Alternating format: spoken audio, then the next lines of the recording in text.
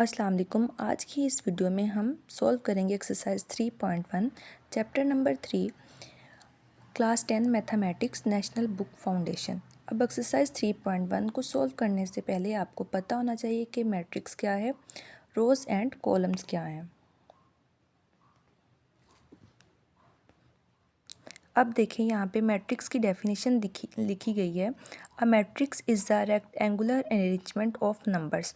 Rectangular form में numbers को जो अरेंज किया गया है इसको हम मैट्रिक्स बोलेंगे। अब जो हमारे पास एक मैट्रिक्स होता है इसमें नंबर हॉरिजेंटली भी होते हैं और वर्टिकल भी लिखे गए होते हैं। हॉरिजेंटल नंबर्स जो हैं वो रो को शो कर रहे होते हैं, जबकि वर्टिकल नंबर्स जो हैं वो कॉलम को शो कर रहे होते हैं। अगर हम इसको देखें तो ये आपके पास एक हॉरिजेंटल लाइन है। अब इसको हम बोलेंगे कि ये रो 1 है और ये दूसरी हॉरिजेंटल लाइन है, इसको हम बोलेंगे रो 2। यानी कि इस मैट्रिक के अंदर आपके पास 2 रोज़ हैं। आर जो है वो रो को शो कर रहा है। अगर हम इसको वर्टिकली देखें तो यहाँ पे हमारे पास 3 कॉलम मौजूद हैं, C1 C2 C3। सी जो है वो कॉलम को शो कर रहा है। तो एक मैट्रिक के अंदर नंबर्स को रोज़ और कॉलम्स की फॉर्म में लिखा जाता है।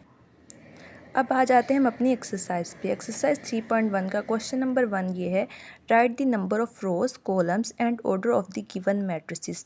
अब आपके पास यहाँ पे कुछ मैट्रिसेस दिए हुए हैं जिसमें आपने बताना है कि इसमें नंबर ऑफ रोज कितने हैं, नंबर ऑफ कॉलम्स कितने हैं और इसका ऑर्डर क्या है। ऑर्डर का मतलब ये है कि आपने number of rows and number of columns को ही काउंट करके बताना है, तो वो उस मैट्रिक्स का ऑर्डर बन जाएगा। अब क्वेश्चन नंबर 1 का पार्ट ए है जिसमें लिखा हुआ है 1 + 2 और 4 + 5। यानी कि 1 + 2 3 ये एक नंबर है, 4 + 5 ये दूसरा नंबर है जिसको प्लस करने पे हमारे पास 9 आ गया है।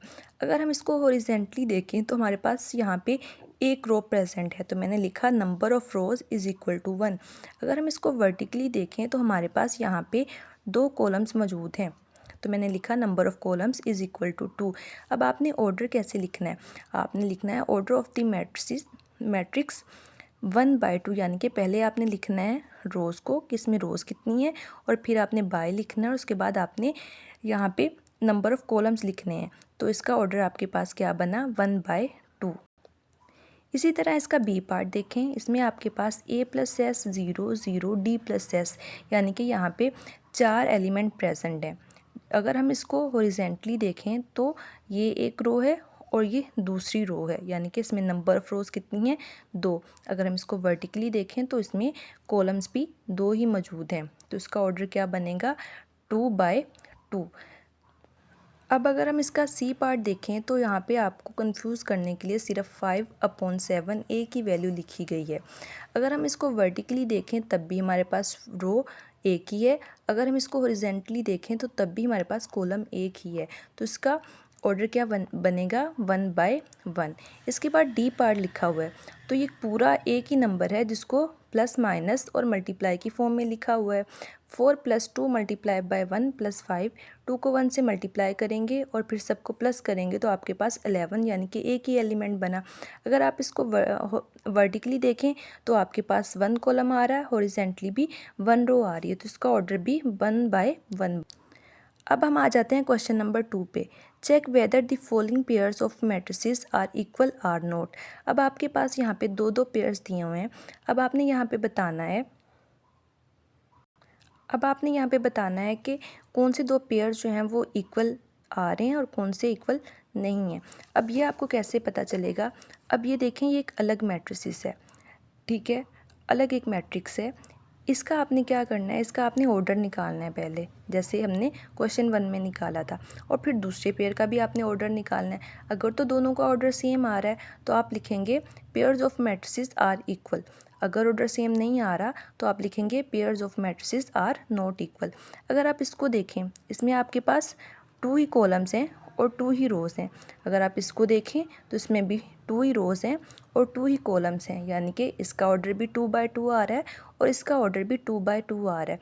तो ए पार्ट में जो पेयर दिया गया है, pairs of matrices are equal, तो आप इसको इस तरह लिख देंगे। अब अगर आप इसका बी पार्ट देखें, दिया हुआ है 1 2 3, यानी कि यहाँ पे 3 कॉलम्स हैं और 1 रो है। और अगर आप इसका दूसरा मैट्रिक देखें, इसमें दिया हुआ है 1 + 2 + 3, यानी कि आपने इसमें नंबर्स को प्लस करके एक ही नंबर बनेगा। तो इसका ऑर्डर बनेगा आपके पास 1/3 और इसका ऑर्डर बनेगा 1/1। तो ये फिर आपके पास इक्वल मैट्रिक्स नहीं होगा। अब अगर आप इसको देख लें सी पार्ट को, इसमें दिया हुआ है 1/2, यानी कि इसमें एक ही कॉलम है और एक ही रो है, और ये है 1 और 2 दो अलग अलग एलिमेंट हैं। तो इसमें 2 रोज़ हैं और एक कॉलम है। फर्स्ट का ऑर्डर बनेगा 1/1 और दूसरे का ऑर्डर बनेगा 2/1। तो इसका भी ऑर्डर हमारे पास सेम नहीं हुआ, तो हम लिखेंगे pair of matrices are not equal. इसके बाद डी पार्ट देखें ज़रा। ये आपके पास एक एलिमेंट है, ये दूसरा, ये तीसरा और ये चौथा, यानी कि इसमें भी 2 रोज़ और 2 कॉलम्स हैं, 2/2 है। और अगर हम इसको देखें तो इसका ऑर्डर भी 2/2 है।